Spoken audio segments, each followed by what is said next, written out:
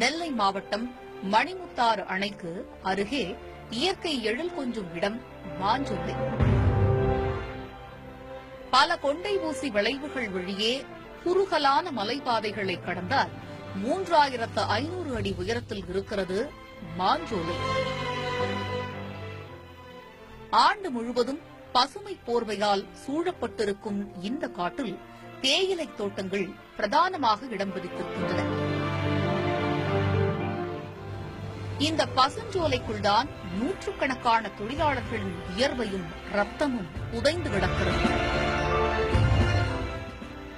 ஆங்கிலேய ஆட்சி காலத்தில் தாழ்த்தப்பட்ட மக்கள் வலுக்கட்டாயமாக இங்கு தொழிலாளர்களாக கொண்டுவரப்பட்டனர். அடிப்படை வசதிகள் எதுவும் இன்றி தலைமுறையாக சுரண்டப்பட்டு வந்த மாஞ்சோலை தோட்ட தொழிலாளர்கள் நாதியற்று கிடந்தார்கள்.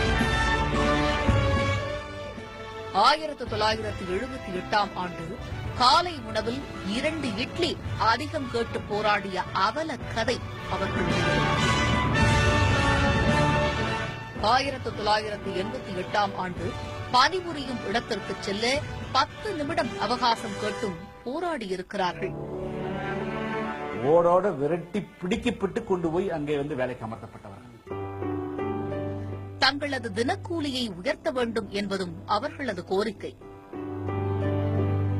இதற்காக பல தொடர் போராட்டங்களை நடத்தி வந்த நிலையில் 1998ஆம் ஆண்டு போராடிய தொழிலாளர்கள் 127 பேரை கைது செய்தது காவல்துறை.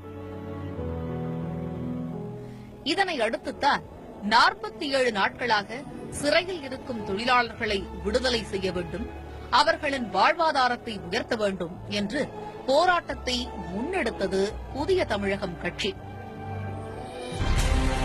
1999ஆம் ஆண்டு ஜூலை 23ஆம் தேதி திருநெல்வேலி நகரம் பிரம்மாண்டமான அந்த ஊர்வலத்தை கண்டு திகைத்துப் போயிருந்தது. புதிய தமிழகம் கட்சி பேரணியை முன்னெடுக்க கம்யூனிஸ்ட் கட்சிகள், தமிழ் மாநில காங்கிரஸ், ஐக்கிய ஜமாத் உள்ளிட்ட கட்சியினர் பங்கு கொண்டனர். குறிப்பாக அந்த பேரணியில் மாஞ்சோலை தோட்ட தொழிலாளர்களும் தாழ்த்தப்பட்ட மக்களும் பெருமளவில் கலந்து கொண்டனர். மாஞ்சோலை தோட்ட தொழிலாளர்களுக்காகவே இந்த கோரிக்கை பேரணி.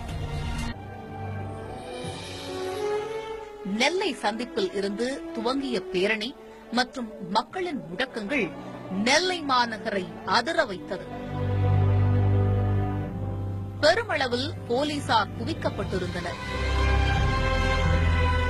தாமிரபரணி ஆற்றை பேரணி கடந்து வந்தபோது பாலத்தின் வலதுபுறம் கொக்கரகுளம் ரோட்டில் மொத்த மக்களும் தடுத்து நிறுத்தப்பட்டார்கள். மாவட்ட ஆட்சியரை சந்திக்க வேண்டும் என கூட்டத்தினர் சொல்ல காவல்துறை மறுத்தது.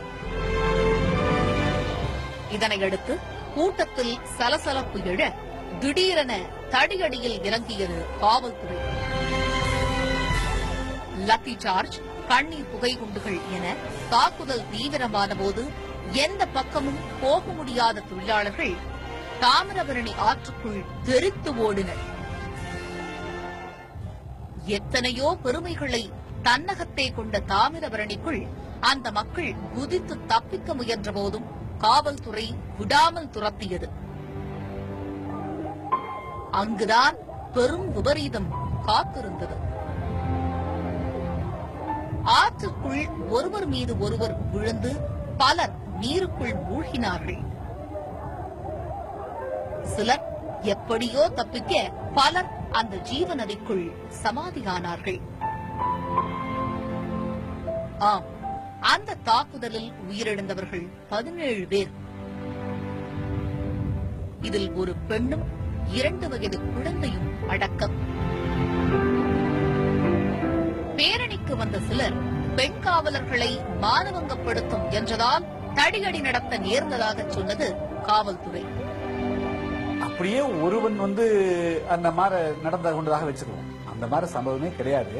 அதுக்கு 17 பேரை அடிச்சு ஆத்துல போடுறதுதான் நீதியா?